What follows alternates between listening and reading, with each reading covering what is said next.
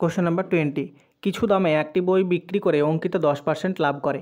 বইটি যদি দ্বিগুণ দামে বিক্রি হয় তাহলে অঙ্কিতা লাভের শতাংশ কত হবে? তো এখানে আমরা প্রথমে 10%কে ভগ্নাংশে পরিণত করতে চাইলে এটা হবে 10/100, তার মানে এটাকে আমরা লিখতে পারি 1/10।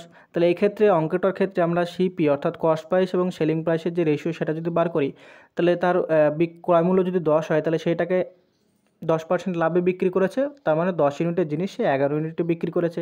তাহলে বলেছে এইটা হচ্ছে 11 ইউনিটে বিক্রি করেছে। তারপর বলেছে বইটি যদি দ্বিগুণ দামে বিক্রি করে। দ্বিগুণ দামে বিক্রি মানে এইটা হচ্ছে আমাদের সেলিং প্রাইস, অর্থাৎ 11কে যদি আমরা দ্বিগুণ দামে বিক্রি করি তাহলে এটা বিক্রি করব কত?